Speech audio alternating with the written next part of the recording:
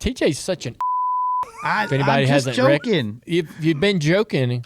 You know, your jokes are great. I am joking. That one hurt. Your jokes are great, but they're always like little digs. Just they're kidding. not jokes, really. He's more insulting than joking, wouldn't you say? Yeah, I think that's the Buffalo in him. Yeah, that's probably right. Yeah.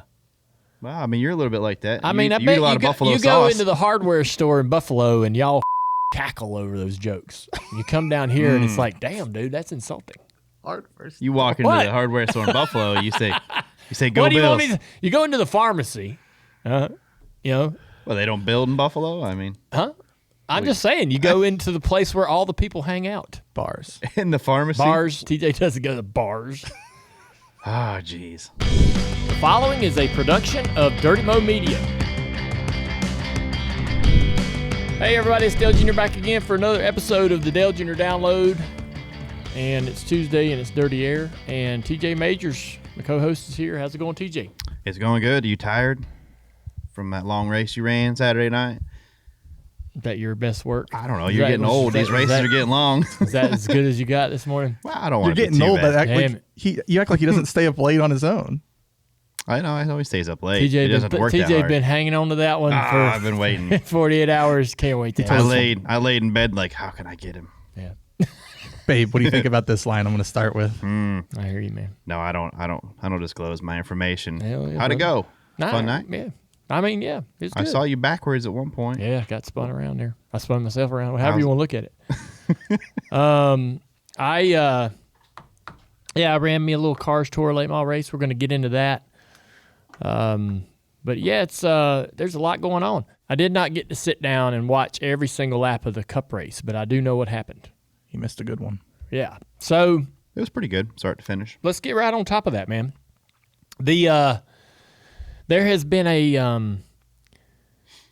I would say this happens from time to time. We get ourselves a little bit mired in the conversation around, the direction of the sport, and we do that from time to time. Well, things are good, and then something will happen. There'll be a race, and we get all riled up, and social media gets us riled up, and man, it happens fast. Things are great. Oh, sky's falling. Oh, things are good again. Sky's falling. You could have 5 great races and then one bad one. Races them all. Oh yeah, but so I admit that. I admit we do that. But we got into a conversation and a debate with, there's a lot of people on social media that have opinions about NASCAR, good and bad, right? And of course, I think everybody wants NASCAR to be awesome, right? In their version of awesome, whatever that is, right? Everybody wants NASCAR to succeed. Now, there might be some people out there that want NASCAR to fail, but we don't pay attention to them people. Everybody that's in the room that's conversating, whether they agree or not, is in the end wanting the best for NASCAR, right? A successful NASCAR. But I'll tell you, I've been talking about the short track package and how they need to act and they need to be working on it, improving it, trying to make sure it's as good as it can possibly be. And they go out and have a great race. That's short track. Is there no problem? Is the next gen car okay at short tracks now? I think there's many. This race had more factors than the normal short track does, though. Like what? The fact that you can fall off however many seconds it was. And so it's the tire. I mean, I think the tire definitely made it where you still could move lanes, but the tire, like you were fighting the tire so much that you didn't have the grip. The one thing that I asked for at the short track races was for the guy, if he was mad enough or aggressive enough, if a guy wanted to drive down in the middle of the corner and run in the back of somebody and knock them up the track, I wanted them to be able to do that. Even if that's not the wise decision, I want those drivers to be able to make some dumb decisions. And, I mean, in the 80s, that's what I loved about NASCAR, and I loved that guys could run into each other and push each other around, even in the 90s or, all my life growing up in NASCAR. NASCAR was hitting, pushing, shoving, My dad was very Yeah. aggressive. That's what it was built off. Yeah, I loved it. And with this car, my complaint a couple weeks ago was that, a guy can't drive down in the corner and hit somebody in the back bumper and push them up the track because they would get aero tight and lose the grip, and they knew that wasn't realistic. But they did it this weekend. The 99 Suarez knocked into 54 up the track into the 45, hell of a wreck, or big drama. And I watched some of the race. They're driving right on each other's asses in the corners. So maybe the tire is a bigger part of this than I realize. Yeah, Goodyear's been crushing it for helping save NASCAR, really. You think about it. Come on. It ain't saved it. If NASCAR's not dying. not saving the sport, but with this next gen car, Goodyear has been progressively trying more. I think it's just that. The tire may be a bigger part of this than I even realize. I think it's a huge part of it. Right? I still, would I have built the car this way? No. And I said it, 4 or 5 weeks ago. It is what it is. It ain't changing. We're down the road too far. Too much money's been spent. It'd be too expensive to turn around and go back. Chris Gabehart said so eloquently on social media the other day. He's like, there's only one thing to do when you drove down the road and you realize you're going the wrong way. You got one choice. I thought that was awesome. But a lot of money's been spent to get this far down the road, right? You'd have to spend that much money to get back, I assume. But the car is what the car is. If we got what we got, and Goodyear can do what they did this past weekend, maybe we kind of have an opportunity. Maybe there is light. This is light at the end of the tunnel. Maybe this is the path toward something we can all appreciate. What I did hear from Goodyear over the past probably 2 or 3 months, TJ, is that they are pretty much at the end of their rope in terms of how soft they can build this tire until they can retool at the plant. So they want to go softer, even more. At a lot of in a lot of opportunities throughout the season, they can get softer, but they need to be able to change the tooling at the plant on how they build the tire to be able to actually make it softer. So they have exhausted themselves to be able to do what they did and provide us what they did this weekend, which I appreciate. They should be applauded. Good job, Goodyear. And they want to go softer and try to get more aggressive, but it's going to take some time to be able to get what they need in their plant to be able to do it. That's at least what I was told. And that might be the tools to actually make the tire or actually the materials that the tire is made of. But either way, they intend to continue to travel further down this path. So I'll give credit where credit's due, man. Apparently, this one did really good on the Gluck Good Race poll. I think 83, 86%. Second overall Richmond since the poll's been taken. Some like that. So anyways, either way, great race. And so, yeah, maybe the car really looks bad and frustrating when the tire is hard and not and not allowing the drivers to really do what they need to do. What other races are we gonna get this tire from? Because I think that'll help other future races too. Isn't New Hampshire getting the same tire? Look, I think going softer is great, and Goodyear needs to keep doing it, and I think it's going to help us at a lot of racetracks. Awesome, but I couldn't tell you what to expect when we go to these races with this tire. Because the temperature seems to matter a lot. Honestly, when it's colder, it seems to do odd things, right? Like it did at Bristol that day.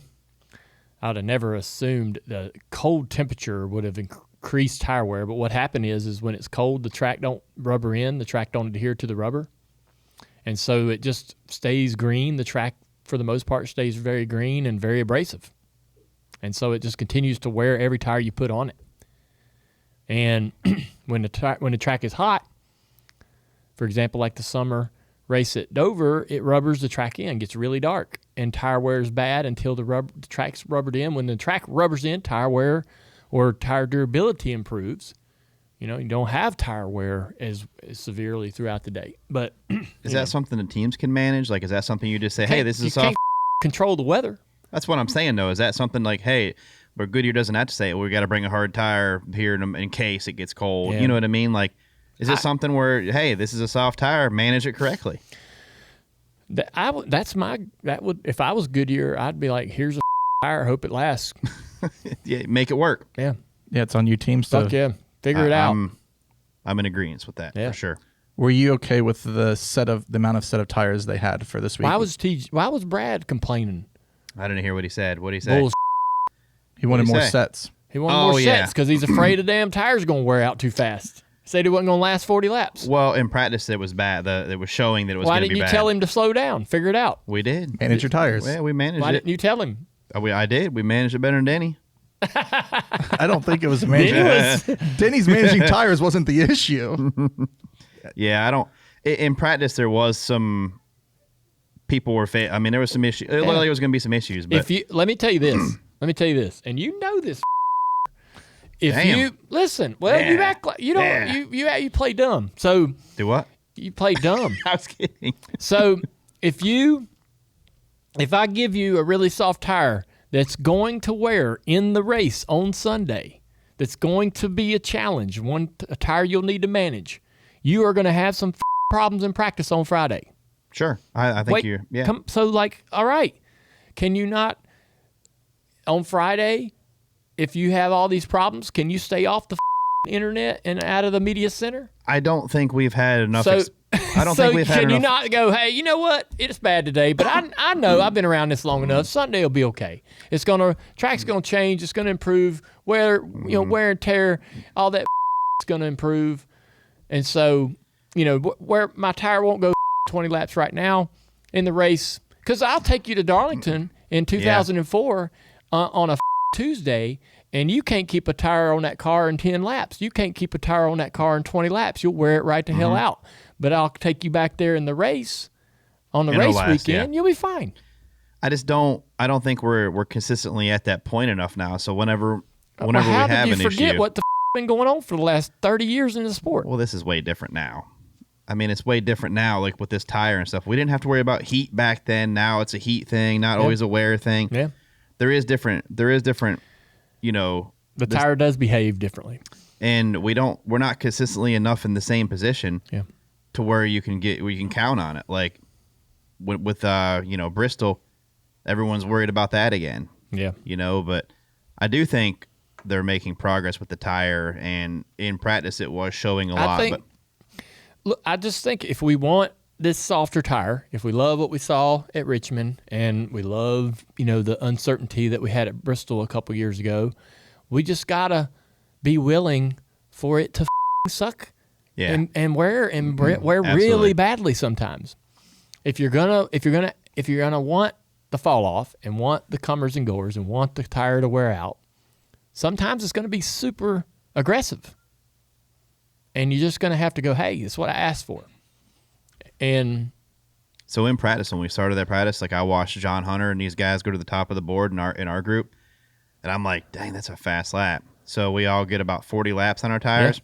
Man, were they struggling. Sure. They were real bad, But it was, at that point, I was like, ooh, this, I was a little worried myself, too, just seeing how bad it fell off, but I was happy with it.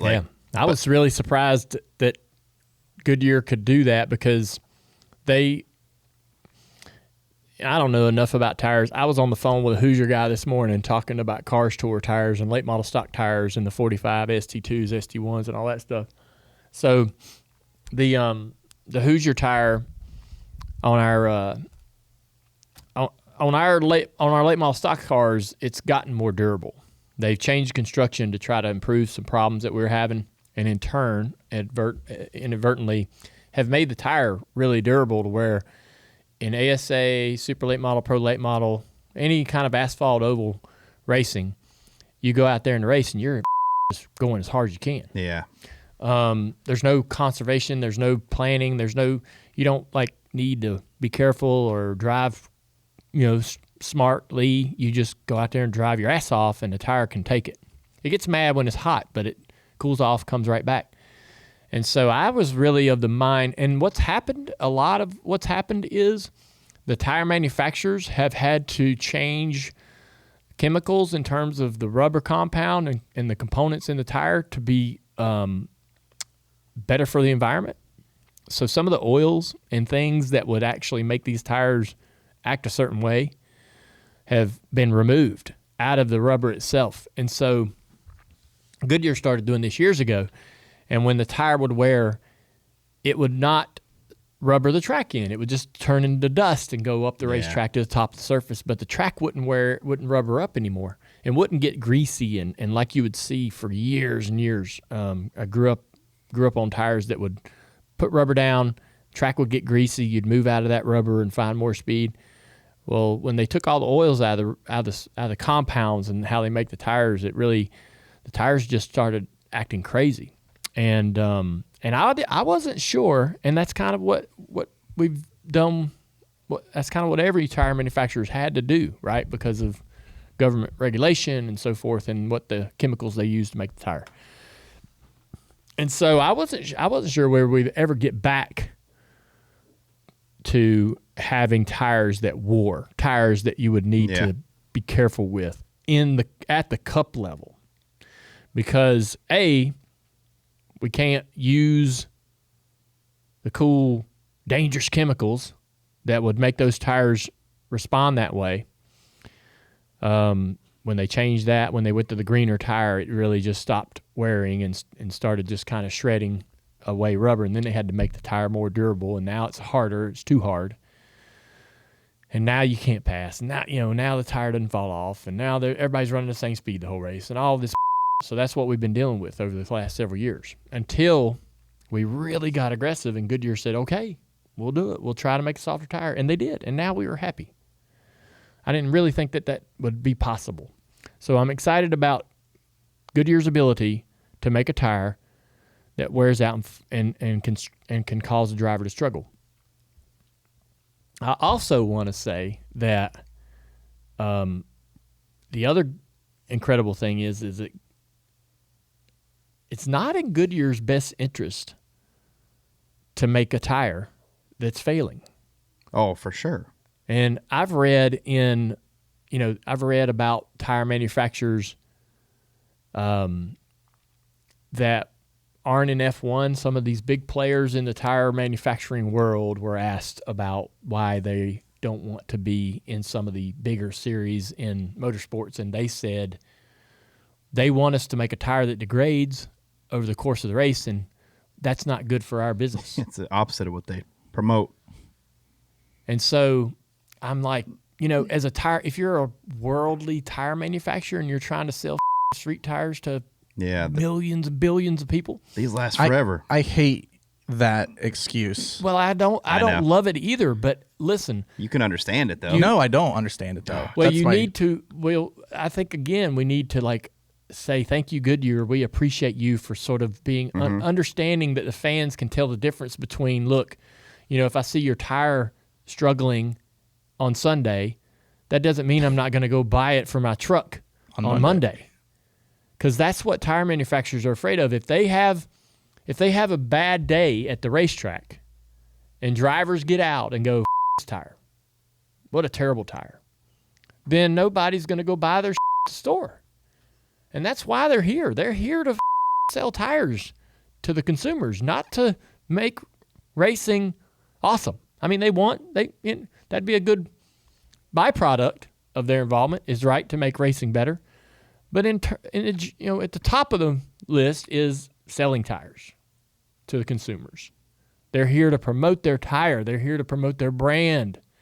Goodyear is in NASCAR to raise their profile to a Monday, Tuesday consumer.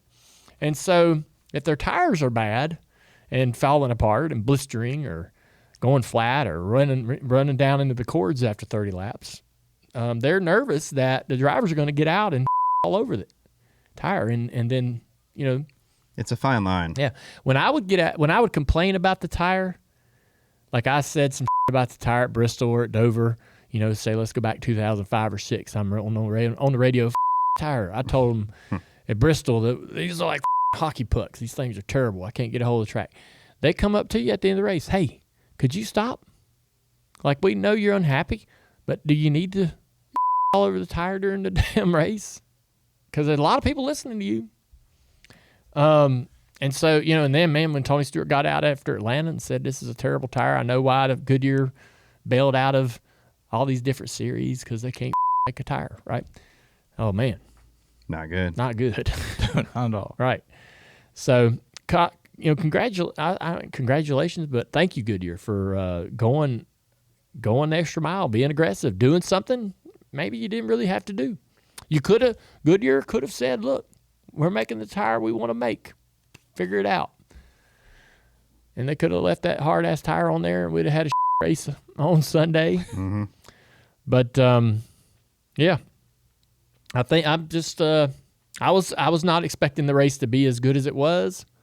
I guess I'll eat a little bit of crow. What made it good to you? I think the tire. I mean, like, what did the tire bring? Just the fall off and the speed difference in old and new, or some bitch wore out. You had guys that could run over each other in the corner if they got mad at each other. That's all I want. I want NASCAR. My NASCAR that I love, everybody's is different. The NASCAR that I love tire marks, donuts on the side of each other's cars. I loved walking into the shop and seeing, all right, if there's donuts on the right side, we're passing people. If there's donuts on the left side, we must have been getting passed. Yeah. And that was the old sayings back then, yeah. Yeah. I love looking at a car and seeing the scrapes, the marks, the story. The fact that you could get to them points and have that. Yeah. And man, the way the car has been racing, it's been tough for the drivers to be able to, be aggressive with each other. Now it's a tough little race car, and when they can, they beat the at each other. They do, yeah.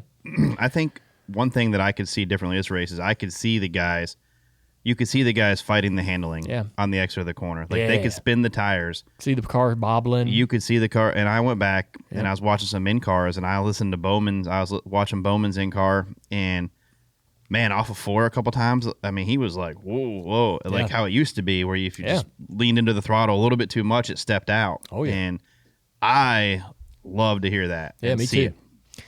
Yeah, I mean, making the cars harder to drive and more out of the racetrack at a place like Richmond or any of the short tracks is going to be beneficial. It's kind of like what it might be like if they had a lot of horsepower. Right? That's what it sounded like. Yeah. I mean, it actually sounded like they had a ton of horsepower. Yeah. And I'm thinking that, I've never really give a shit about the horsepower debate myself. That's why I don't talk about the horsepower too much when I talk about what I would like or don't like, or where I think, I don't give a shit. I saw good racing in 1980. They didn't have a whole lot of power back then. I saw some good racing in 2004. We had a ton of power. So I've seen good racing no matter what motor's in the car. But, I think that's why the drivers ask for more horsepower, is because it would make the cars harder to drive, harder to get the power down, more mistakes and more opportunity to pass, right? You got a guy jumping in the gas, getting too aggressive off the corner. And ability to drive the car the ability to manage your stuff and actually have to finesse the car, like throttle control, things like that. Exactly. That's kind of what I'm referring to, is like some guys can finesse and have throttle control off of turn 4 at Richmond, and some guys, their car will carry them to a certain point, and then they're going to fall off a cliff. Yeah, hurts in the long run. Yeah. Big time. Yeah. But that's how you have guys, comers and goers, though. That's why you got a guy that's he's struggling in the way, gets jammed up a little bit. That creates an opportunity to pass. Like, anytime there's separation in speed and lap time, there's going to be opportunity. Yeah, I agree. Pretty cool. Man, the big crash they had down in turn 3 and 4. Big crash. That was something. Kyle Busch running the back of the 19. Why did that happen, you think? I think he was just over it. Kyle? Yeah, I think he just got in. I think he got mad. The 19 came down right in front of him and was like, not today. I mean, I could be wrong, but watching the in-car, he just He didn't lift when the 19 came down. He was just like, Was he thinking maybe the 19 was going to not lift so soon? I mean, Chase did cut down in front of him, like right in front of him, really close. Yeah. And I don't think Kyle appreciated it. Mm-hmm. So, I mean, maybe he just misjudged it, but see, Kyle's going for the same spot. Yeah. And he definitely had time to lift. Yeah. There's a lot of cars going on there. We've seen that before. We've seen some big wrecks in turn 3 and 4 at Richmond. See, I mean, Kyle's just following him down in there. And I don't know, man. I mean, I think it's just hard short track racing. I love seeing. I know all those guys don't want to be in that wreck, but damn it. yeah, we were right in the middle of it. I love seeing all that. I thought we were done. Yeah. Look at Right. Denny. He's shoving you right in there. I know. Way to go. No God, wonder Denny. you tore your Lift, Denny. Jesus. Yeah, where's your spotter, Danny? Good Lord. Well, I'm not a spotter. Good Lord. I love talking. mean, I mean, look at Danny. Hold on. There's something up here I can hit. Hold up. There's nothing these guys could do to miss this wreck, but it's so fun sitting here going, damn it. It is fun. I don't mind it. Look at Cole Custer. I'm telling you, Chase Elliott hit hard right there. He did. Like really hard. Dude, I that saw it. And I was like, He thought he cleared the wreck. He Yeah. was good. oh my. And he Boom. probably relaxed too. Like, oh, Yeah. I made it through. Well, it's probably good to be relaxed if you're going to hit something. I guess. Man, a lot of drama. Whether you've got one shelf or a whole wall dedicated to NASCAR diecast, there's always room for more. And nobody brings the excitement to the track and to your collection like Lionel Racing, the official diecast of NASCAR. From the legendary rides like the number 3 Goodwrench car to the paint schemes of today's hottest stars like Kyle Larson and Ross Chastain, Lionel Racing diecasts are built for true fans. Every car is authentically detailed, and most are available in both 124 and 164 scales. Whether you're after race wins, special finishes, autographed pieces, or the elite premier editions, Lionel has you covered. And right now, for a limited time, fans of the Dale Jr. Download can get free U.S. shipping on their next order at LionelRacing.com. Just use the promo code DJD25. That's promo code DJD25 at LionelRacing.com. So there's a schedule update. It's coming out this week. Oh no. Fully ready to go. Yeah, and I think everybody knows everything, right? We're not breaking news here, No. right? Everything is known. But I'll say this. The All-Star race is moving to Dover. North Wilkesboro's getting a points race. North Wilkesboro getting a points race is badass. I think it finishes the entire rebirth story, right? It finishes the story.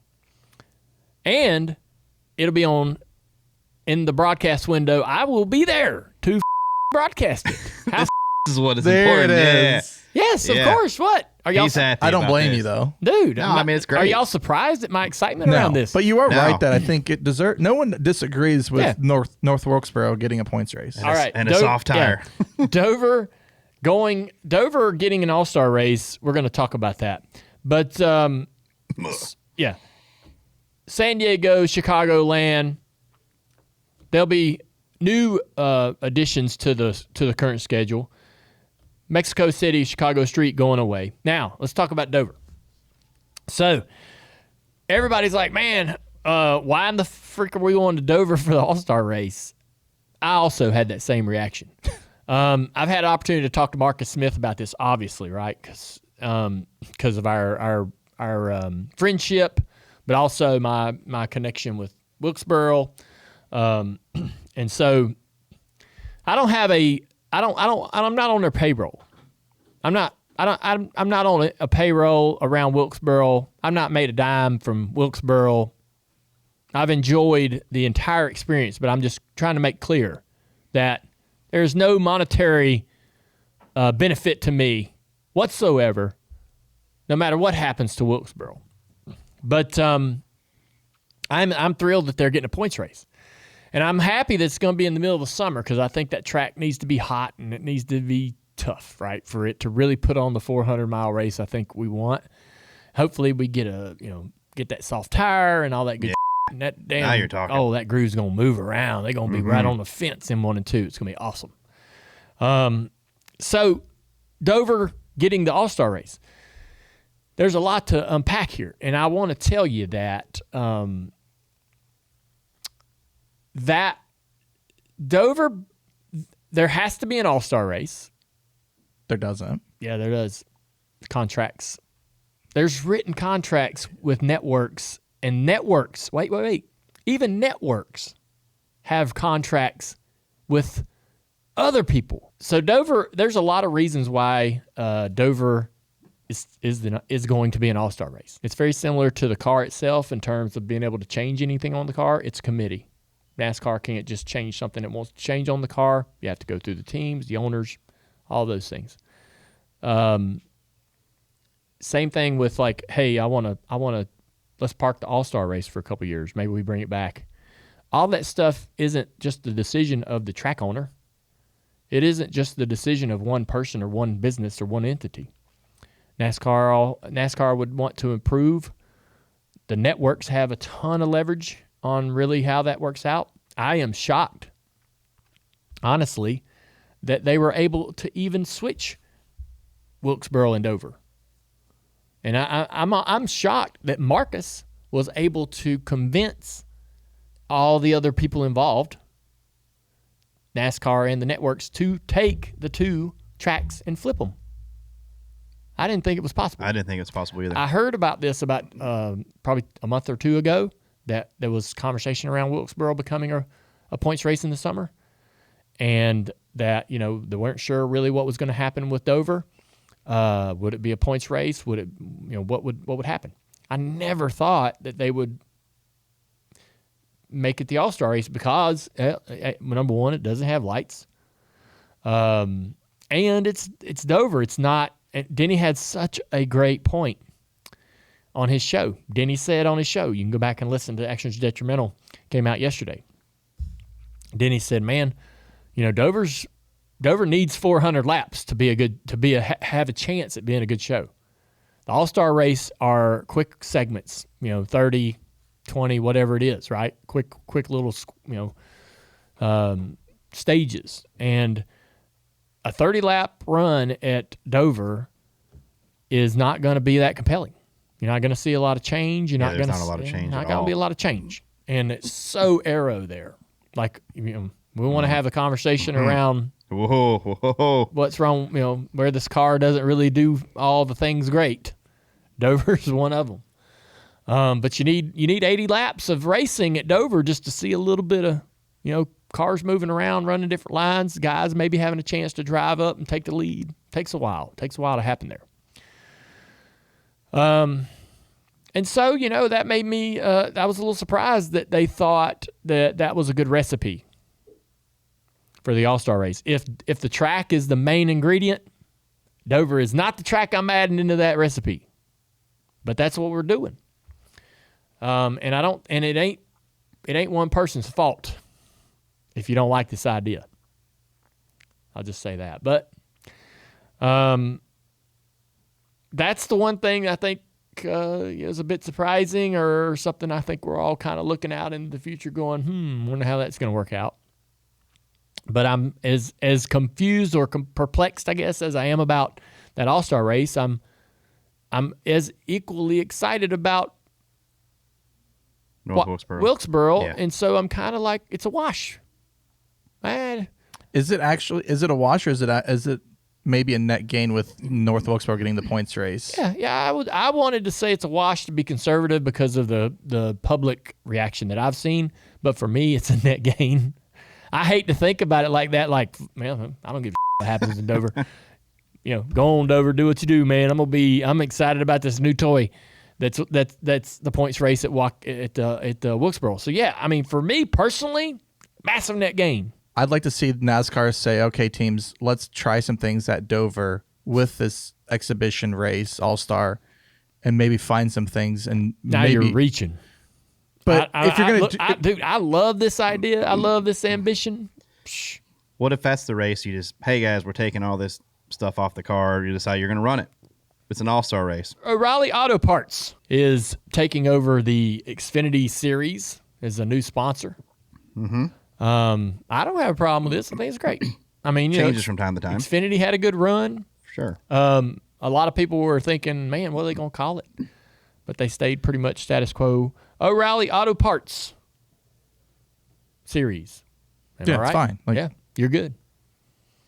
Wonder what kind of partner O'Reilly's going to be. Xfinity's been great. They're active. Yeah, they are. They've been working with us here at Dirty Mo Media for years, so we're kind of fans. But yeah, so I mean, I think when a new partner comes into a role like that, you're just a little curious as to how it's going to feel. But I would expect it to be good. Safety culture helps businesses stay on top of the details in their data and processes so that they can focus on improving. Whether your business is big or small, it can be easy to lose track of all these details. Our friends at Trackhouse Racing, they use safety culture so that they have the confidence every detail is always covered. Safety culture is purpose-built for 80% of the blue-collar workforce, the people that are out there working hard each and every day, from factories to stores, even those shops as big as Trackhouse Racing. Every detail is tracked, and everyone has full visibility to make sure nothing gets missed because the workers on the ground, they know what's happening the best. Safety culture makes it easy to share those insights, giving visibility to other departments all in real time. That means you and your team get the job done faster, you make better decisions, and you're constantly finding ways to improve so that you can spend your time more wisely where it counts. If you want to see how it can help your business earn the pole position, head over to safetyculture.com/SVG. All right, we got Austin Dillon, the winner from Richmond, on the show. Awesome to have you here, Austin. Congratulations on the win this weekend. Huge race for you guys. Get you in the playoffs, but also having everything that you've experienced there in the past year, having the win taken away, being able to come back and kind of prove out everything that you knew about yourself and your team had to feel pretty good. Was it redemption? Did you feel like you guys, went in there with a chip on your shoulder? Yeah, I definitely, throughout the year, you look at that race and it's kind of looming in the background of your head like, well, there's always Richmond. And we knew last year how good we were and felt like it'd be awesome to do it again. But it's kind of like a fairy tale dream a little bit, to come in and accomplish what we did. We did everything leading up to Richmond. We executed really well. And if you even go back to, I would say it started at Iowa. We had a good race car at Iowa, raced up front there, and that kind of prepares you for what's to come at Richmond. Pit crew got to make some competitive stops in that race, so the pressure starts to build for them. And we go to Watkins Glen, and Watkins Glen's probably one of my worst tracks, and we needed to come out of there with a good finish to set up Richmond from a qualifying aspect, because the later you go at Richmond, the better you're going to qualify. So we were able to come out, get a 15th place finish at Watkins Glen. That felt great. Leading up, the simulation that we did going to Richmond felt good. I felt like we were just tweaking on our balance to the car instead of really looking for, speed. We were just kind of dialing things in. And when we got to the track, we had a good plan. Practice went good. I didn't think that we were great, but I knew we were pretty solid, and I had the feel that we needed to run where I want to run on the track. And when we started the race, it just kind of one at a time, the race started coming and playing out into our favor. And by halfway mark, I felt like, okay, we're capable of winning this race if we do our job. And from that point on, we executed really well. What is it about Richmond? Is it set up? Is it something that you enjoy that fits your style? What have you guys found, I guess, to know that, when you show up there, you're going to be dynamite? Yeah, I think it started years ago, truthfully, in the old car even. I should have won a race there in the old car, and I sped on pit road, ended up coming all the way back to 6th. I feel like I have a unique line there. I mean, TJ, you probably see it. I went back and watched your in-car last night. I watched a lot of your in-car last night, and you were shifting at points late in the run. Sometimes you were bouncing off the chip into one, but you're definitely uniquely low. Yep. Yeah, I feel like for whatever reason, the lower I can be, it just helps me from a drive standpoint. And I'm glad that no one really is aggressive down there where I'm at. I just kind of stay down there and do my own thing. I don't try and change my style. I just stick to it, and I feel like by the end of the race, it kind of comes to me as rubber lays down, and everybody else. Richmond, I don't know, it's a very confusing track. Yeah. Like it was my worst track when I first started racing in Xfinity Series. I was like, man, I don't know what to do here. And we went to a test a while back, and I kind of found a rhythm in a line that I liked, and I just started building around that. But it turned into one of my better tracks, and I just feel comfortable with what I'm going to do going there. Like I have a mindset. That's what I'm going to do, and I'm looking for a feel in the car. Like I said, I actually think our car last year might have been a little better than this year's car. This car had probably its advantage was the takeoff speed. Like we took off better this year, but I probably faded a little more than I would have last year. Last year in the long run, there was nobody close. I thought on the long run this year, we were as good as anybody, but we didn't really have an advantage. The short run, we got better. The thing that I'd like to talk about, and I'm always kind of curious as to where you are. Obviously, you're in the middle of your driving career, and that's something that's up to you as far as how long you want to take that. But your grandfather, Richard Childress, is 80 years old, correct? Yeah. I would imagine that, and you talked a little bit about this in the post race and how involved you are and how y'all might agree or disagree on certain aspects of the business, but you're, I guess, as time goes by, becoming more and more involved and vocal about what's going on with RCR. Is it fair to say, or would it be expected to say that there'll be a time when the reins would fully be handed over to you? It's kind of a tough subject to talk about because, Richard's been around forever, and, you can't imagine a world where he's not, managing things and going to the racetrack, but that day will come, and so. Yeah. Do y'all talk about, I know I asked you this about every 6 months, but do y'all talk about the plan? You went into bull riding, the team bull riding. I think you did that to sort of learn a bit more about business decisions, managing people, managing an operation. I'm sure that's been really beneficial to you. And you can bring some of those things learned, those lessons learned over to the racing side from a 40,000-foot view of managing a business. But it's my hope, it's my wish that, RCR would continue with you at the helm for decades to come. Is that sort of what you hope? Yeah, I think definitely I hope that, and it's a dream of mine. I've come across the railroad tracks here in Welcome for my entire life. It's really all I know.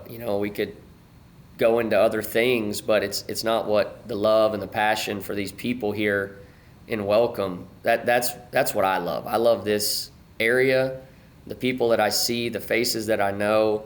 I'm so excited to go down here in a little while and do our team luncheon and get to see all the people and the hard work and effort that gets put in. And when you talk about, I think what's been cool this year, Ty has kind of stepped in here too, and him coming along, I think what my grandfather's biggest fear is that, or regret, is his time with family, because he has been so committed to RCR and the business that is what he has put all his focus and effort in, and we love him for that. And he's been a rock and like an Elvis of the garage for so long. He's the one owner that you're going to see every weekend standing on a top of a trailer and inside the inner workings constantly. That's just who he is and who he's always been committed to. I think his worry of turning over that position to Ty and I would be, he knows the sacrifices he had to make, and I don't know if he really wants us to have that burden a little bit. It's sure. A great thing, but it's also, it's a time consuming position to be run well. But what's been nice, what I was leading to, is Ty coming in there, and Ty and I look at it as we both want to be able to bring our families along and show them this wonderful life that we have. It's a tough life, but you say that, there's a lot of great that goes with it, but it's a lot. I mean, you're gone every weekend of the year. And if Ty and I could share that burden and that load together and really push RCR forward, I think both of us because Ty's aspect has come from a different side of things. He's had to go work with other teams. He's seen the inner workings of other teams. He's now working with one of our partners in Colleague, and it's kind of like an inside track to like, how can we deliver more for Colleague on that side of things. And then from my aspect, I really know the competition side from RCR. I've seen it for my entire Cup Series career, where we've done things well, where we've done things what I think is not good, and how we can improve on them. So I think I could directly get in there and make our competition side just that much better, because I know how the people that have been here for a long time have worked, and I know our trends. I know that at the beginning of the year, we show flashes of speed. We go through the middle of the year, we sometimes struggle, and then we push hard again at the end, and I'd love to get that to where it kind of flatlines, and we compete constantly throughout the year. But yes, I love this place, and I want to help any way I can. RC is still fired up at 80. He sees the writing on the wall that, and I think he's starting to stay home a couple more times a year. But I hope that, last year, this whole Richmond thing, it really burned him, like and I talked about this in the media center, just the sport in general. He felt like he was, I don't know if it's betrayed or whatever it may be. And he's one of those guys, man, when you get him, when he's like that, he's hard to pull out of that. He's old school, and when you've done him wrong, it's hard for him to kind of forgive and forget. And I hope that us winning Richmond and the way everything went down this time around, it clears that. And I think it already has. Like, I think he's this week he's been in a whole new mood, and just the love of the sport, I want it to come back in his eyes, you know what I mean? Because this sport has done so much for our family, and I want him to feel that way too. And I think it has, and he's excited, and we'll just keep pushing. Yeah. I didn't want to keep you too long, but you mentioned Ty. I've, I've kind of observed, like a lot of people, y'all's relationship over the last decade. Ty sort of left the nest, so to speak, and went out on his own and did things kind of on his own way. But there has been this sort of coming back together, and there is this sort of, you can physically see this bond that's sort of been reborn between you and him. And there seems to be an understanding, I guess, between you two that you do want to do this together, and that there is this future in front of you and a whole entirely new chapter of keeping RCR going that you both want to be a shared partner in. How exciting or how happy are you, I suppose, around that relationship coming back together and you and him sort of being on the same page again? And being able to be around each other and enjoy each other more. Man, it's really exciting. And I told him, I texted him after the race. I said, you don't know how much that hug meant to me. Him coming out there and just like loving on me. That was huge. And it is exciting. And Mike Verlander, our president here, he's done a really good job. He's a great hire that we've had, and he's been a big part of the way we're moving things forward. And we talked to him, it's like, man, one group that's been around forever and that's figured it out was Wood Brothers. I think, we could do something similar to what they've been able to do and work together and show a united front and really push RCR forward for the future. But yeah, no, it's awesome. Yeah, our kids is what's awesome too, is they're best friends. Like Ace and Captain and Oakley and Blaze, they all came to Victory Lane, and Ace cried in Victory Lane because his cousins left.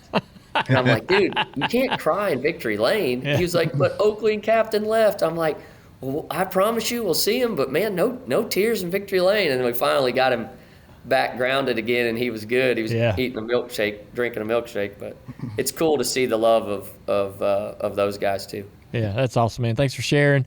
Congratulations again, Austin. Always great to talk to you, man. Thanks for giving us a little bit of time today. Thank you, guys. See you, man. Good seeing you. Yo, TJ, I see you've been walking around with a new phone. Where'd you get that new phone? Yeah, man, I love this phone. I recently joined a consumer cellular family, and they hooked me up, man. I got a great new phone, and the service is awesome. That's great, but like, how's it at Iowa or Richmond, some of these other tracks? Because it's great when you're at home, but like when I'm on the road, my phone is crap. You know, I travel a lot with the RFK 6 team, and I have had nothing but success with this phone. It has bailed me out numerous times now. I was able to flip the hotspot on and use some internet on it, text, calls, everything, man. I could not be happier with this phone. All right, but how do I go about getting this? Because I don't have time. I'm not trying to go stand in line at a store, grab a number, wait 30 minutes. Like, I just don't have time for that. That's the easiest part, man. Just call their 100% U.S.-based customer service representatives, and in about 20 minutes, you'll be good to go. I chose the 2 for $60 plan. It's not a prepaid option.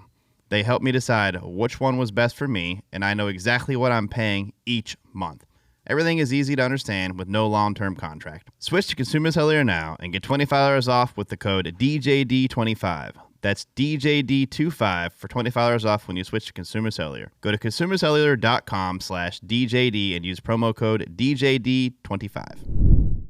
All right, it's time for the Lionel Ultimate Racing Collector. That time again for you to send us pics and videos of your Ultimate Racing collection.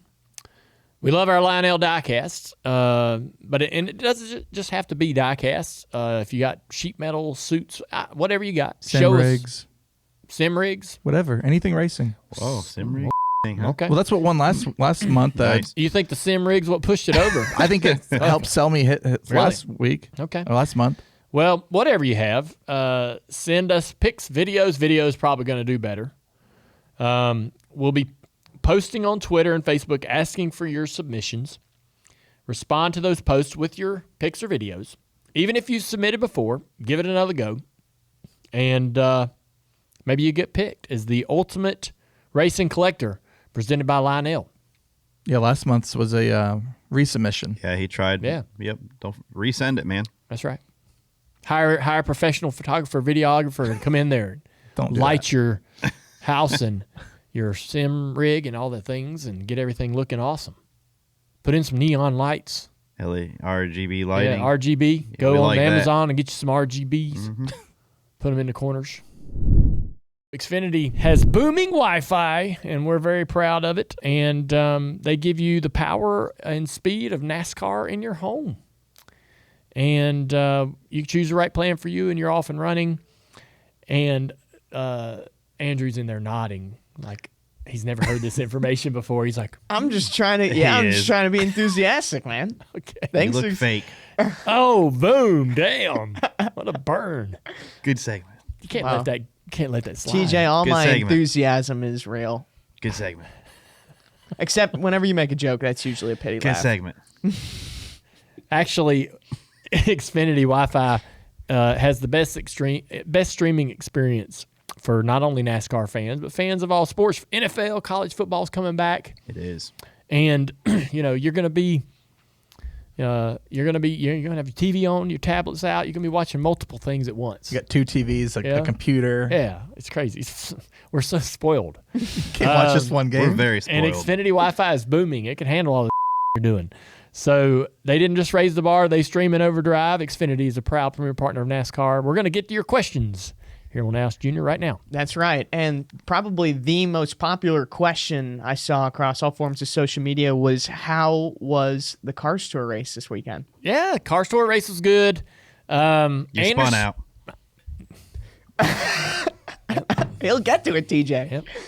I sent him a text for the race, I trying to wasn't pump gonna- him up, and I was like, "Come on, man, win one of these." I wasn't going to leave that part out. TJ's such a cheerleader, pumping you up. Yeah, just I so said- Real hype supportive. guy. I said, "Let's win one of these for one." Let's While go. I was asking that whole question, he was just nodding in support. Like you, I was just Andrew in it.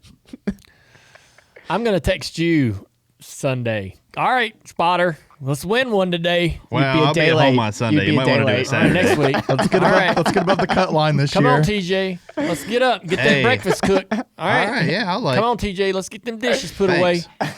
I've been cheerleading you for years, man. I mean, You can schedule the text, so you can actually the send one. it You now. know what he used to get mad at is whenever we were struggling, and he'd be like, "Can I get a good corner for once?" You know what I mean? And I'd have to be like, "All right, hey man, good corner." And he was like, "Thanks," and then he'd go on his way again. I never asked for a good corner. Yes, you did. That's made up. Yes, you You did. made that up. You did. You were angry one time. You're like, "Can I get a good corner?" And I'm like, "There." No, you go. I don't believe I ever said that. Yeah, You're correct. confusing me with someone else. No, I don't think so. Yeah. That's hard to do. That's very hard to do. I think that the weekend was great. So Anderson, South Carolina is where we went. This is a track that was on the schedule about 8 years ago. It has been a while since we've been there. We went up there in July and run one morning for about 3 hours just to get familiar with the track. Felt pretty good about it, I guess. And went back Friday. We had some practice, and I had Travis Quapple helping me. Travis, Caden, his son,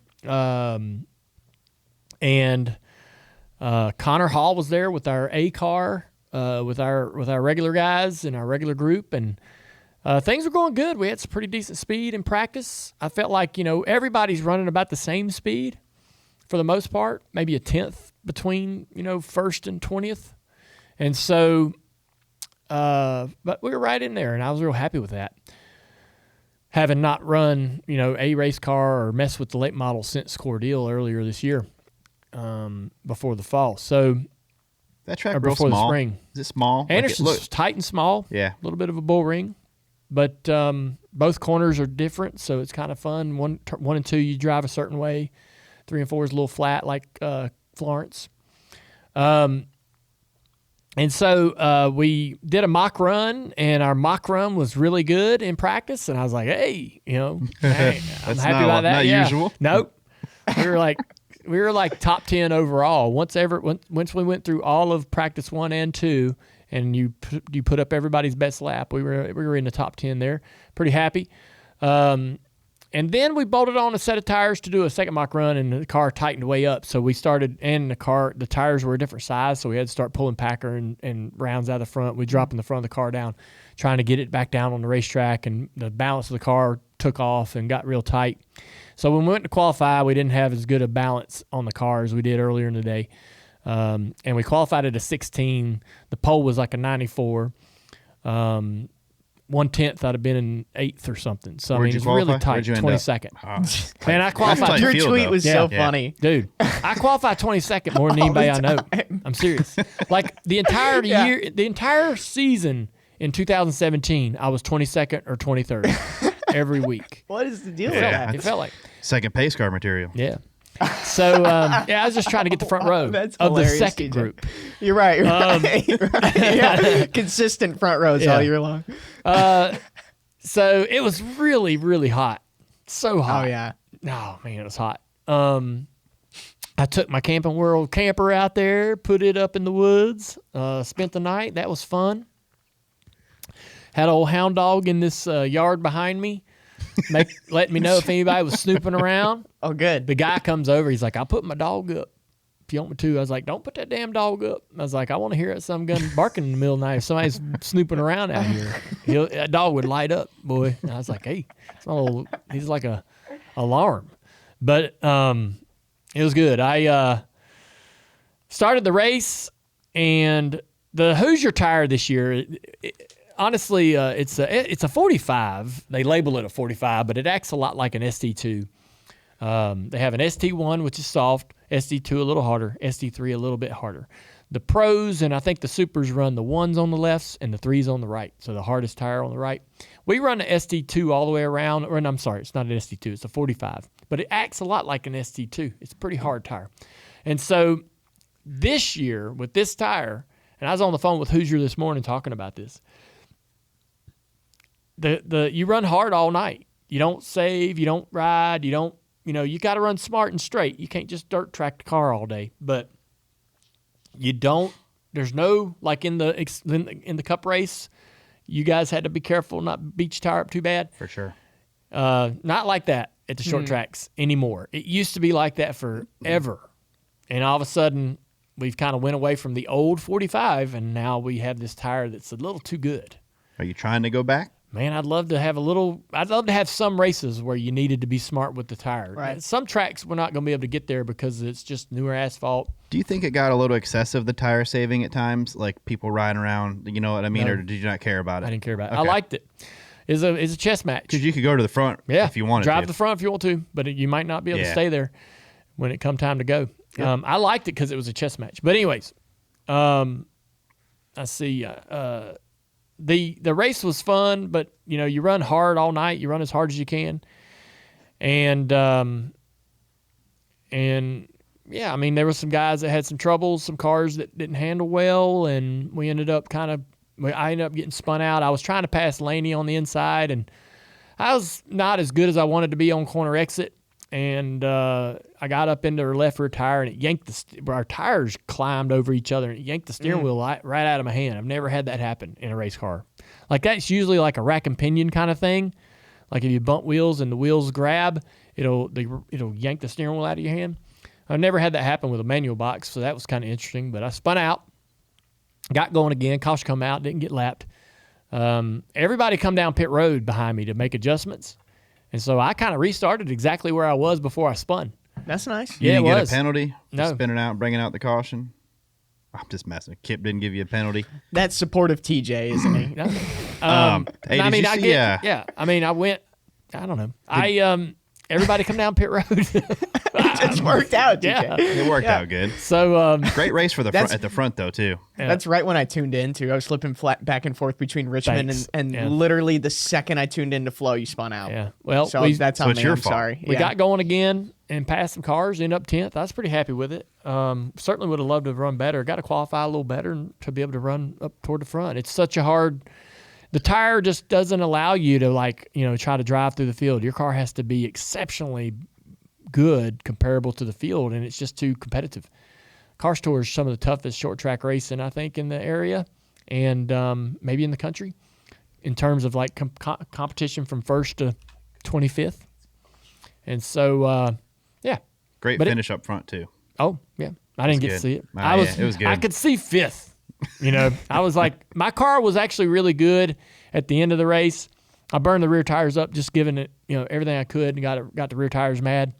But we were about a 6th place car, I think. 6 would have been pretty, That's respectable pretty in the much car store. Yeah, I was happy. I did the math. 12 times in 17, you finished. You started 20th to 24th. Yeah. How many? 12 times, and then Yes. 13 times, and there was one that was 28th, but I didn't count that in the. Man, we didn't have groups back then either. Man. Yeah. I'm telling you, man, it was maddening. It really did drive me mad.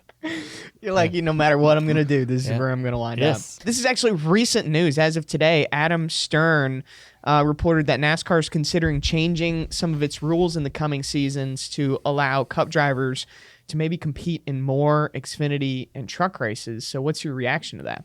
Is that a good thing? What'd you say? What's your reaction? Is that a good thing, you think? Oh, I think it's fine. They compete in them now. So I think, they have limited them to 5 starts a year. I don't even know what it is. It's look not. it up. Yeah, I don't even know what it is. So I can't complain about it because I don't even know what their limits are now. I didn't like when they could race for the championship. Mm-hmm. Yeah. Yeah. I mean, it did I agree with take that. away. Right now it's 5 is the limit. And so I would be fine if they went to 10. But the thing is like, so there's a lot here. Fans will say, I want to see the Cup guys in those races. Fans are going to tune in more if more Cup guys are in those races. If you're a fan of somebody that's racing, Kyle Busch or whatever, and you want to see him race more and you're going to the race, either you're physically going to the race weekend, you're more excited to see the Saturday race because your guy's out there. So there's a lot of people that want it, want to see them out there more, and I get that. As a car owner, there's a perfect balance where, yes, I want Cup guys in my cars because, man, they They're go good. they go win some races. Right. I love that. But if I'm in a situation where I'm a regular and I don't have a Cup guy in my car, if I owned a team that doesn't have Cup resources, doesn't have Cup drivers, my chance to win, my chance to even run in the top 10 got harder. And your budget in this series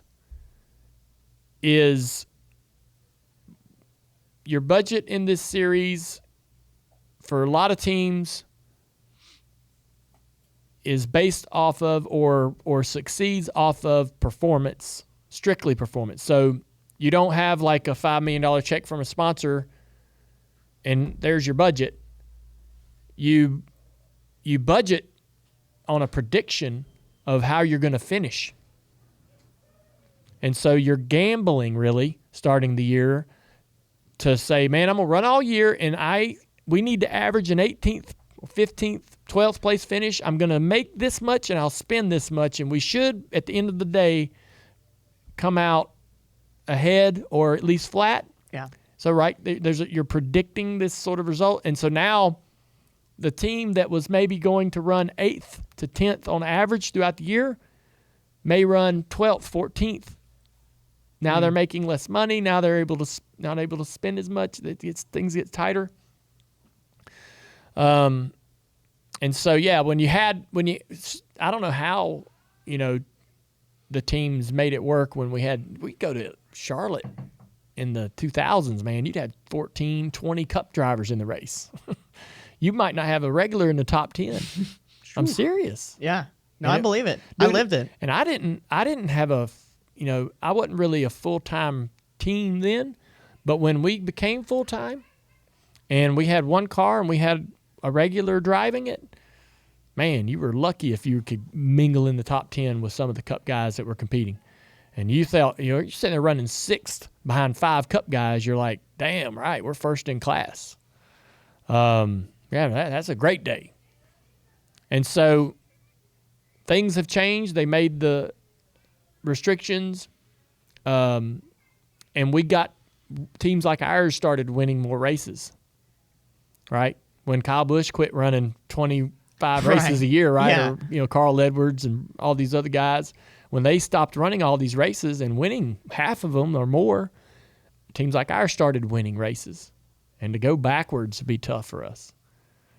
I encourage competition, and I'm not, I think it'd be good if they could run more, but there's a balance. There's a right balance. Yeah.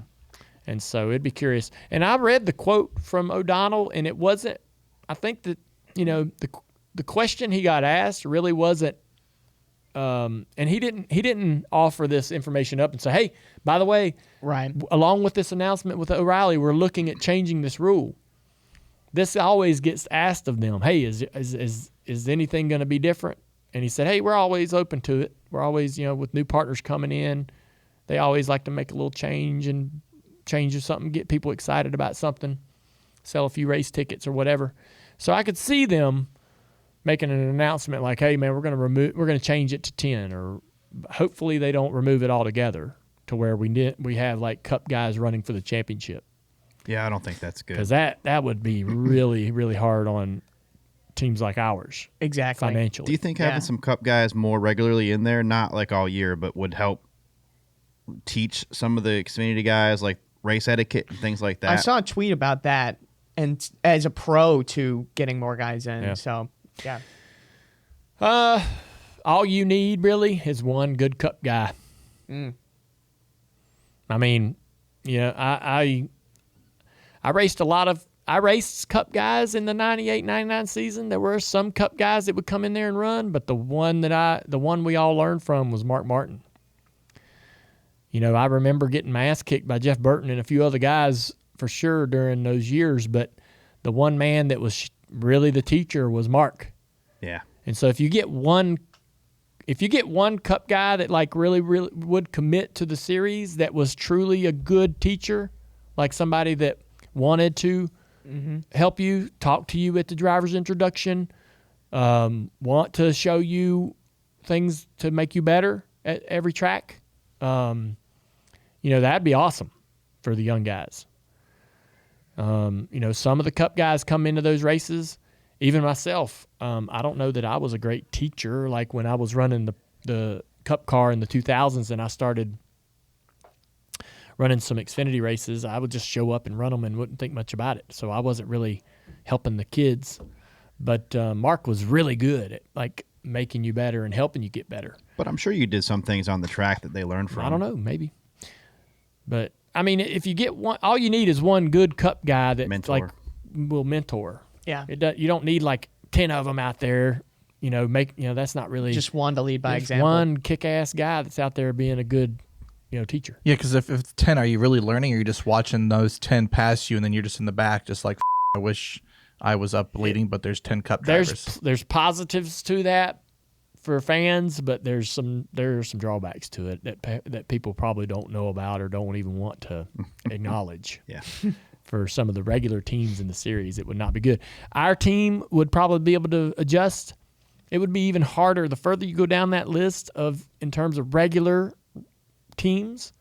The further you go down that list, it's more difficult financially if we were to be overran, right, by Cup drivers like it used to be in the 2000s. I don't think that's what's going to happen, but I think it'll be interesting to see what that balance looks like. There's a lot once of- we settle on a number. the interesting thing is like even at 5, there's a lot of Cup guys that don't even exercise the 5, right? Right. Like Kyle Busch, how many does he run now? I hardly see him. Yeah, he texts me. He runs he's a lot like- of truck He texts me races. from time to time. He's like, man, if you got an open Busch race, Xfinity race, I'd love to run it. O'Reilly race, right? Right. Yeah, what Yeah. Cup driver hits the max right now? There's a couple, but not many. I'll be honest, I don't think the Cup guys are all that. I mean, there's a couple that are interested. Like Kyle Larson's going to go run Right. Bristol and Homestead if he can every year.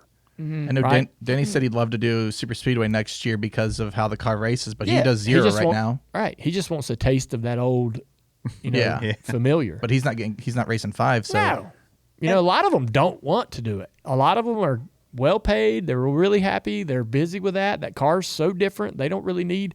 Kyle Larson will tell you that it's counterproductive to race them both in the same weekend because they drive so differently. It's not the way it used to be where you could learn from it tremendously driving on Saturday versus Sunday. And so a lot of guys just don't even fool with it, but because they're not gonna go out there and make it a lot of money like a difference maker. Like, man, it's lucrative for me. They're already good on the Cup side, and but for our team, we'll get, we might get a package deal where we're helping Connor Zilic continue to get better at ovals, and progress his racecraft, SVG, whatever, right? And so. We'll take that any day. We'll take that any day, but because it's good for us. But I don't know. It'll certainly be interesting. I think the change is, if they did change it, it would be a bit of people get excited about it. But I don't know that anything would really physically change Because no one's using the 5 Max Yeah, anyways. not really. Right. And even for teams like at JRM, you got one extra car and then you kind of space out and you get a variety of different Cup drivers to fill that 9. So Yeah. it's not even like you'd be hitting the max in one car either. Yeah. So it will be certainly interesting to watch. But this next question is coming from Nick, responding to a post you put out this week. I think you're actually responding to someone. Who is Buddy the Cat? Really? Yeah. I like pets. I've had dogs, cats. I've had 4 cats probably in my life. I didn't know that. 3 rescues. Yeah. I guess I rescued Buddy. He was in a mall. That So would be deemed a rescue. yeah, Yeah. me and my bus driver Shane. Shane was just a little bit older than me, maybe around. Yeah, he was just a little bit older than me. And we played a lot of video games, and we just be bored to death sometimes on some race weekends. We went into New Hampshire. It was my rookie year, Cup Series. And we were farting around, went over to the mall, and we're walking around in the mall just, getting CDs or something, right? Buying music. I don't know what we're doing, but it's a long time ago, 2000. And walked by the pet store, and in the window there was some kittens running around in this little window. And he said it jokingly, like, we should get one. And I was like, really? Like on the bus? And he's like, yeah, he could live on the bus. And I'm like, man, you'd put up with that? Because I'm only on the bus on the weekends, and Shane's driving it all over the place, and he'd have to take care of the freaking litter box and all that bull. And I'm like, you really want to fool with that? And he's like, yeah, it'd be cool. Keep me some company. And so we built right next to the bedroom, there was a little big drawer, and we took that drawer out, and we put a door where he could crawl through this hole into a litter box. and that's where he lived. He lived on the bus. And, I mean, he stayed on that. Shane wouldn't come back home. He would drive from track to track to track all around the country. He'd come home every 3 months or so. And so Buddy would be out there with him. That's cool. Yeah. Laying in the front window, everything. Yeah. Riding. And Buddy was on this bus for 5-6 years. Wow. Yeah. And then he developed diabetes. And he was actually, he came off the bus because Shane got in an accident. Shane was driving down the road, and Buddy would just out of nowhere come running up and jump onto to the dash, and somehow or another, Shane clipped the car and shoved this car down the interstate Because he jumped on the Yeah. dash. Oh my God. He blamed Buddy. Whether that was really what happened, I don't know. Oh man. But it was like there was not even scratch on the front of the thing. But so it wasn't like his dramatic crash or anything. Right, but like at least road incident. Yeah. And so, but I'm like, all right, Buddy comes off the bus. And so Buddy comes off the bus and he's throwing up, and we just fed the this thing, right? We didn't really think about Just random. Yeah, we just fed him Human all the food. food he wanted. Oh, okay. Right? You know, we'd pour more and more in his bowl, just regular cat food, but he was eating too much. He got really heavy. And he became diabetic. And he started to he'd vomit and things like that, and we started having to give him shots. And so we had to give him shots for years. Mm-hmm. And he ended up being a shop. The way we knew we could put him on a pattern of getting his shots regularly was to make him a race shop cat. So he stayed in the race shop, and guys would get there in the morning, give him his shot, and he just roamed around under the cars, and you'd be working on the cars, and he just kind of hanging out. He's hanging out in the shop, keeping the mice out and all that stuff. Race shops get mice all the time. They're just old tin buildings. And he lived in a race shop for another 6 years or so. And then eventually he passed away, and that was it. That was his life. I rescued another Maine Coon from the local pound down here in Charlotte because he looked identical to Buddy. Huh. I went in there and After Buddy. Huh? This is after Buddy. Nope. Oh. It might have been after Buddy. Are you talking about dude? Yeah. Oh, yeah, that cat was. Dude. Yeah, I was gonna tell a story. Yeah. So we went into so Buddy passes away. I was gonna rescue a cat. We went into the I like to have cats because I lived in the country, and we live in fields, and those fields get mowed, the mice come running. They run the mice out of the fields, and you're going to get a mice in the basement. You're going to get a mouse in the house. You will. I still get a mouse once a year in my house. No big deal. And so I got one in the garage the other day. But so I like to have cats. Just for that purpose, because you didn't ever see mice, and they'd always take care of it. One time, I think it was Buddy. No, this was Tux. I had another cat named Tux. He had a black and white coat. He brought a mouse in the house. Me and Amy are laying in the bed sleeping, and Tux come running in the bedroom, jumped up on the bed, jumped on Amy's chest, and dropped that mouse on her. Oh my God! And that mouse ran. Yeah, I was gonna say it wasn't dead. No, that mouse ran down her leg under the covers. Oh my God. And then Buddy caught it and then took it back outside. Good cat. Yes. Or, I'm sorry, Tux. This was hilarious. I would have lost Yeah. it. We need her side of the story later this we week do. too. But I went into this rescue, this pound, and I was like, hey, I want a cat. And they're like, all right, we'll show you the cat. So they're showing me all the cats, right? And they got this big wall of cats. Yeah. And I was there with you. yeah. I went with you. And then way over here is another wall of crates, and they're all empty except for one. Bad cats, basically. And I go over there, and I'm like, holy shit, that's Buddy. I think Buddy was still alive, because I'm thinking, how in the hell did they get my cat? This is my cat. It looked identical. But then I noticed, so Maine Coons, they cut their tails when they're born. This cat's tail was still full. Oh, yeah. So he was a stray, and he hadn't been taken care of. And I was like, that's what I want. He's identical to Buddy. That's the one I want. And the lady's like, yeah, we can't let you have that one. I was like, how come? They're like, well, this is the side where they're so mean. Like, we can't even give them their shots. We can't even check them out to be able to turn them loose to the home. They're like, if we can't get in there, the cat, you walk near the crate and the damn thing would start going. It would. I went by and put my hand up, and it tried to attack my hand like through the crate. That's just a good cat attacking TJ. I was like, Yeah. I was like, I want it, and she's like, look, we'll try again to do everything we're supposed to do to be able to legally release it to someone, but I don't know if we can't. We can't, and they weren't gonna get all torn up trying to. This cat was ready to rip anything apart that came near it. It was. And so God. it was. And I was like bound and freaking determined to take this cat and get it to chill. And so they called me back. I drove home. Like 4 hours later, they called me. They're like, hey, we got it done. In 4 hours? Come get the cat. Something like that. I don't know. It could have been 6. Andrew, I'm just telling a loose story here. Sure. No, but I'm saying, Don't but get like, into the details it here. was so quick that they like tamed this cat, or No, were like they able didn't to tame the cat. got They just were approval. able to get the shots. approval. Got it. Yeah. Okay. They were to check the cat out, make sure it didn't have a disease or whatever. Right. Okay. I Yeah. got you. There's a process. I don't know what it is the pound has to do to be able to release a cat or any kind of dog to you legally. I got it. And so they call me back. And so in 24 hours, I'm back up there and I'm getting the cat. And I take this damn thing home and I turned it loose in my house and it ran under the bed and it stayed under my bed for a week, would not come out.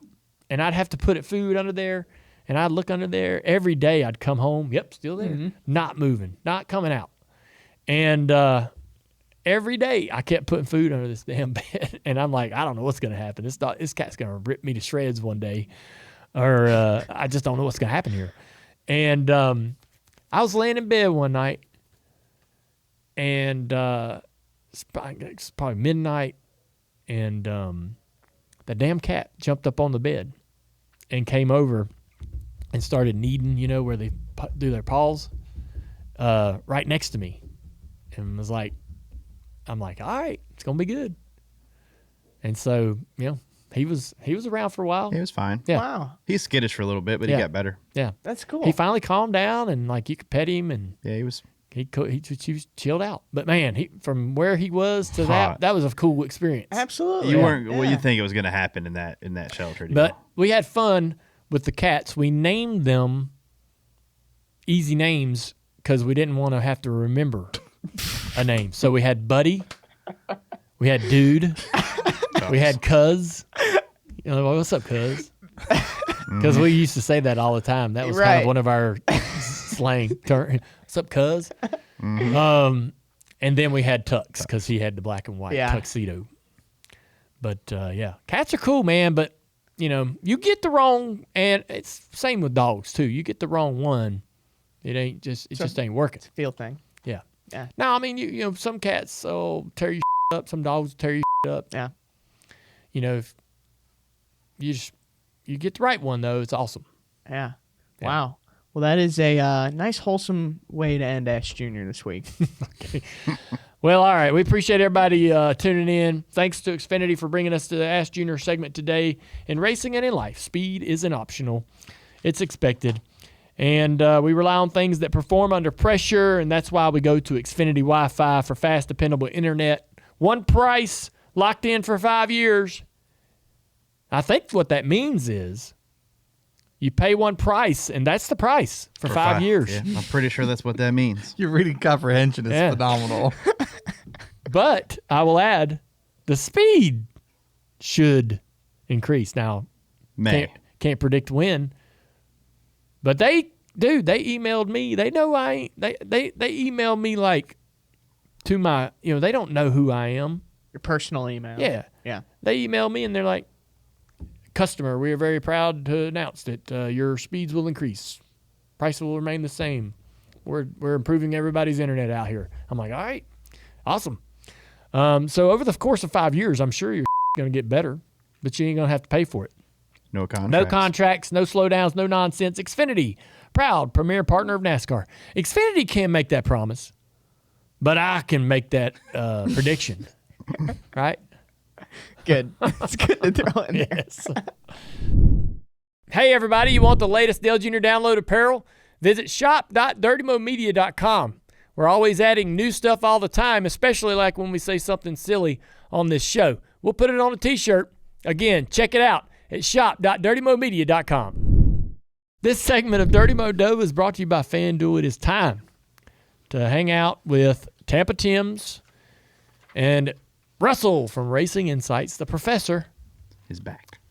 Not to be confused with the professor from And One. That's not who you are. You're not the And One professor You're that's not the now basketball- old and bald. Right? Can you dribble? No. No.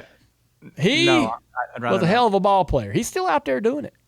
Is he? Yeah, his ankles are a little beat up, but hey, the professor's still out there at the pickup. I remember waking up in the early mornings before school and watching And One Mixtape Yeah. Tour on ESPN. I watched that documentary on the And One on Netflix. Pretty good. I remember that too, man. Big deal. And the professor, yeah, he's still out there doing it. Yeah. Yeah. And for the record, you gave me the name of the professor. I did not give myself that nickname. No, you can't. So you cannot self-proclaim a nickname. Correct. You're a real strange fellow if you give yourself a nickname. Correct. I just can't abide. Yeah, you don't pick your nickname. Your No. friends pick your No. nickname. And some people do this. Don't you find that so strange? Yeah. That people that are like, hey man, call me this. Or what about the people that refer to themselves in like the first, Like third person. yeah, we have a friend from the past that did that. Yeah. There's people though in the sports world that will give themselves a nickname, start making merch and all this stuff. Yeah. Yeah. Pretty weird. Tampa Timms did not give himself that name. Of course not. No. Tampa Timms doesn't. Tampa. You don't come across as the kind of guy that would nickname yourself. No, definitely not. And if you did, I'm going to change the way I think about you. No, definitely not. If you give yourself a nickname, you have it tattooed on you as well. That's my. Ooh. I feel like Andrew would nickname himself. She's been trying to get Or a couple. Travis. Of They call me- Travis, you look like the type of No. guy that would nickname They call me himself. AK. That's what it's. Man. Listen. We had a bad beat this week. It wasn't Very a bad beat. We just sucked. We had a bad beat. I got one right, though, man. Nobody's talking about this. I called Josh Berry top 10. You did. Josh ran good, yeah. Did I? You needed that, yeah. Who else did? We had a top 10. Oh man. We didn't write the notes. We had Austin Dillon top 10. Did we? Hey. We did. So if you did a top 10, Austin Dillon, Berry, you made a little money. Yeah. So where is the from this past week? Is it on this page? Yeah. Just top manufacturer. Oh, top manufacturer, Bell, Keselowski, Byron. All of them missed. Yeah. All the bees let us down. What the Damn it. TJ? It wasn't even that bad. TJ. What? What Bell. happened with Brad? What happened with Bell? TJ, can you not go win a race? I've been trying every week, man. We told you if Brad doesn't Yeah. win this, we're giving you crap. Hey, I mean, what can I do? Finished ninth. Spot better? Didn't you say Blaney had terrible luck at Richmond? That's his first top 5 ever there. So, I mean, it's like, I didn't say it. I was speaking for Russ. yeah, well, I mean, so it's not like we won against the grain big time here. I feel like the guys we picked all had legit shots at being the top guy for that manufacturer. I mean, Bell, Yeah. he could run good there. He could have. Byron was running Jesus. What are we going to spend 30 minutes trying to make sense of this good. manufacturer Yeah, bet I mean, we or missed? we can swing again. Let's do it. All right. We're going to swing. It's Daytona. Yeah, so swing hard. Yeah. So Here we it's go. really like if you want to set your money on fire, Let's just spin a wheel at this point. set your money on fire. I'll take Cody Ware. Dude, I mean- how many of y'all want that to happen? I kind of. I do. I wanted to win so I bad. do too. I do too. I'll BJ be McLeod, honest. Cody I Ware. do too. I do too. BJ McLeod, all right, fine. The favorites according to Vegas: Logano Cindric at 1,000, Elliott at 1,100 plus 1,100, Byron plus 1,200, Blaney plus 1,400, Keselowski Stenhouse plus 1,600. Russ, who are some of the names we should be thinking about for this week's manufacturer parlay? Yeah, so I disagree with Vegas this week. I am actually on. I hate to say this, but the Alex Bowman bandwagon this week. He is top of the predictor. He's been 6th or better in 4 of the last 5 at Daytona. And he needs this result. Yep, and I think he'll have all the Hendrick guys behind him, Yep. like that, for helping him there. We'll go with Bowman for the big Chevrolet. Just throwing this out there, you can also get plus money for Bowman top 10. Even money, but yeah. I plus love money. that. Yeah. Plus 2,500 to win. Are there anybody that wants to push back on this? No. No. I think from what he said, with the way the points are lining up, there he's going to have a fleet of cars. Mm-hmm. Who is the top Ford? The best one for me would be Chris Buescher. He won this race in 2023, finished top 10 in 4 of the last 5 at Daytona. And he has to win. Has to win. So he's he gonna won't be around trying to race hard in a stage 1 or 2. If Right. there's a chance where there's a lot of collateral damage, he's likely to miss most of that and be there in the 3rd stage with an opportunity to be the top Ford. Yeah, a lot of people are going to say Keselowski, but he's can't finish there anymore. DNF in 11 of the last 17. Damn, Last TJ. win was- Yeah. Hear that? You're welcome. Spotter plays a big role in the results at Daytona too. So damn, been a Yeah. tough stretch. We need one more B for another killer B. We need Toyota. We need Toyotas here. Do we go back to? Wait, we got Bell. Toyota. All right, Oh, who's no. our top finisher in the Toyota camp? I might go Bubba actually. Oh, Jesus. All You right. don't like Bubba? why do I you like? like Bubba, but it's just, we're going with the triple B's again. Just Why do you like last Bubba, week. though, Russ? Nobody's going to tell this bet. Nobody. Honestly, though, who else would you pick? Yeah, I'll take Bubba. Yeah. Russ, what's his numbers? Well, he's been 6th or better in 2 of the last 5 or 3 there. He's been really good on drafting tracks lately. So that includes Atlanta. I didn't want to bring it up. So Okay. I don't like your B. I'm going with the 6, the Brad on that one. So just so you know. okay. I mean, Buescher won the race in 23 with Brad pushing him. Brad also was on the front row last year and got black flagged on the restart. So, The results are still stand. well, I mean, how come you're not picking Parker Retzloff? Because last year he was up there. I mean, where's he? Where's he is not in the race, so he cannot. I'm just saying. There's other guys with higher average finishes than what the guys you're picking, and you're not going with them. This is purely statistical information, TJ. Okay. The other guy I like is Byron. He's statistically the best at accident avoidance. Yeah, because he won from 12th in the 500. Wait, is that a Par 3. stat you keep? Yeah. Apparently, you know who's not good at that? Me. That's correct. Yeah. Man, I'm on a good roll this year. you are. But I feel What like is we're the spotter's job? Like top job of the spotter is to help guys miss wrecks. They're wrecking Holy hot. I feel like Russell is not giving us enough respect in the last month and he a half. ain't giving you much respect right Like here. in the last month and a half, we've actually been pretty solid, and you still fail to recognize any Hey. of it. Jeez. Hey, What? we've been doing this for 20 years, but this last month and a half has been a good run. No, I'm talking about this season. We've rebounded pretty well in the last couple We've months. raced. This is so. gonna be our 26th race, Hey. Dale. But Yeah. last Basically, I four. haven't Yes. wrecked him. I haven't wrecked Brad in the last month and a half. So Wait, wasn't he caught up in a wreck last week? no, Yeah. we finished 9th at Richmond. But he was caught up in one though, right? No, we drove through it, made it through. Drove through it is Did Yeah. we lose positions? literal definition of what Yeah, happened. I mean, but were we in it? Did we lose spots? You No, were in it for sure. we didn't even pit. Right in There the was a middle. bottom groove that didn't was even completely pick. clear that nobody told him to go through. But Clear up. Yeah, hit it. keep going high. You're wrecking up high. Keep going up Lock her there. down. Lock her down. Just like the first Atlanta race, man. I saw Chase spin him like broadside in front of you, hammer down. I mean, Russ, back to the accident avoidance. Who is at the top of that? It's Byron. But who else? Like other names? Bowman. A lot of B's. Those are my two. Compelling. At the top.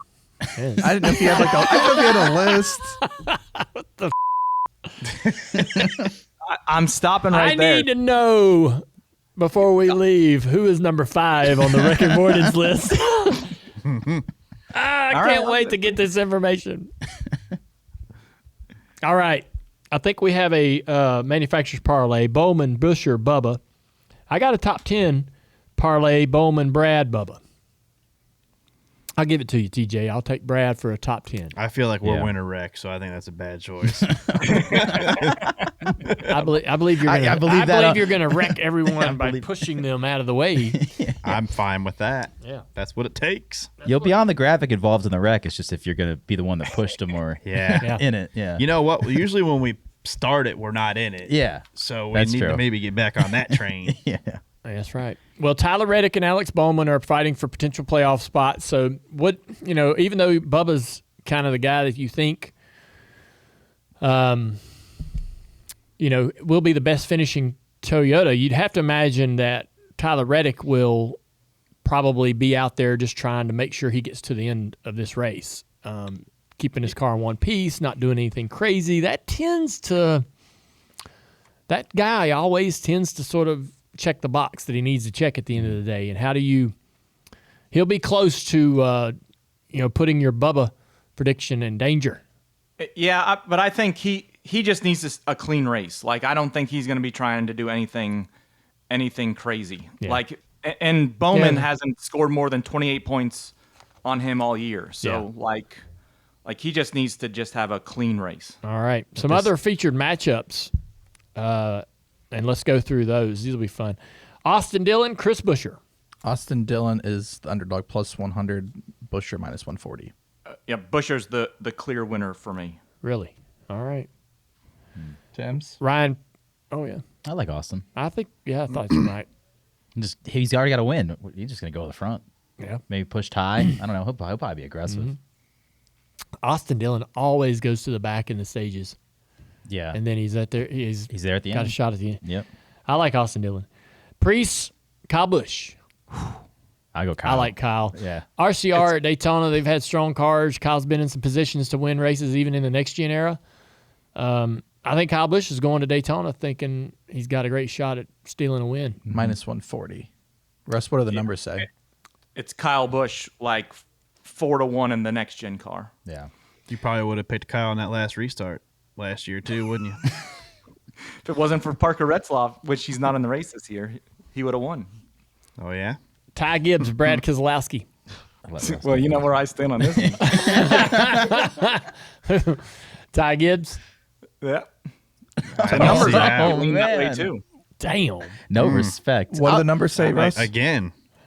They lean that way with like a Daytona in the next gen car, 4-2, better finish. Ty Gibbs plus 125. I got you back, TJ. I'm going Brad. I'm just saying, like, I'm going Brad as well. Let him have his moment. All right. We could talk about long shots for top tens. I like Apparently, it's Brad. Brad. yeah. Brad. Yeah. Yeah. Long shots for a top 20, Brad. I like. Where's Cindric on there? That's my long shot guy. He's probably one of the heaviest No, juiced. he's a favorite to win, Russ. Yeah, well, Minus I 250 like for him, top too. 10. That's terrible money. Yeah, I'll throw out like the college cars, the legacy cars. I think that if both cars have to win to make the playoffs, they're just gonna be pushing the out of I each feel other. like Eric Jones. Yeah, Eric Jones. I I feel think like is Eric Jones sneaky. could be a good long shot Plus here. 180. I'll be honest. I like Priest for a top 10. Plus 120. All right, good. I do. When you look at his strategy, and it's different now because he's in a better race car, but he was always really good at understanding that this was the opportunity when he was racing for other teams that they could, play it safe, be smart, and he was going to get that opportunity to run in the top 10 and traditionally did. When I would look at his statistics over the last probably 5 or so years, he often ran top 10 at Talladega, Daytona, just by attrition, right? And now I know he's got a different situation. He's got to go win the race, try to make the playoffs. So, again, I think he'll be in a situation where he's not going to race for stage points. He's not going to worry about, mixing it up. If we have accidents at the end of stage 1 or 2 or both that eliminate some cars, that field thins out really quickly and presents opportunities for, a lot of these guys to get those results. So I would say a Priest top 10 is a good possibility. He's been DNF accident in 7 of the last 10 at Daytona. He's just like his boss. Damn. What's his Talladega stats? I know that they never correlate. So Talladega was good for him this year until he was DQ'd for That's right. the spoiler Yeah. dealer at the end. He was runner up. So Yeah. Cheater. And in years past, he's had some good numbers there. I find it strange, and I believe that yes, Talladega and Daytona do not really correlate. Like if Brad Keselowski is a great example of that. His numbers at each track are vastly different. Whereas we know he's a great restricted plate racer, but they do not. What's good for what happens at one doesn't traditionally happen at the other. It's not like a lock. But I feel good about Priest being able to go out there and get a top 10, so you could plug him into a top 10 parlay if you wanted to. All right, you guys good? I'm good. Good. The Dirty Mo Doe segment was brought to you by FanDuel, the premier gaming destination of the United States. Appreciate you, Russell. Thanks for tuning in, buddy. All right, it's time for the white flag. The teardown was live on YouTube and Twitter following the race. Shout out to Jordan and Jeff for going live that late on a Saturday night. Action's Detrimental dropped on Sunday. Not easy coming in after a bad night to discuss what happened for Denny, but he got it done. Great show, actually. I listened to it. Denny's doing a great job with that. Door Bumper Clear dropped on Monday. Bob Procris was the guest this week. Always fun to have Bob come around. That dude knows what's going on. And the guest episode this Wednesday will drop. Ted Musgrave will be sitting down at the table, going to go through his career. It's going to be always exciting to catch up with him. I hadn't seen him in forever. Herman Schrader and Speed Street also coming out on Wednesday, and Thursday another episode of Bless Your Heart. Friday, our newest show drops. It's called The Dirty 30. Every Friday, we're going to have a best of show that is only 30 minutes long. It's going to compile all of our shows together, and it'll be a lot of the high-end highlights. And you can just kind of catch up with what's been going on. We'll see how people enjoy that. I think it's going to be good. We'll see you next week. Yep, been a fun show.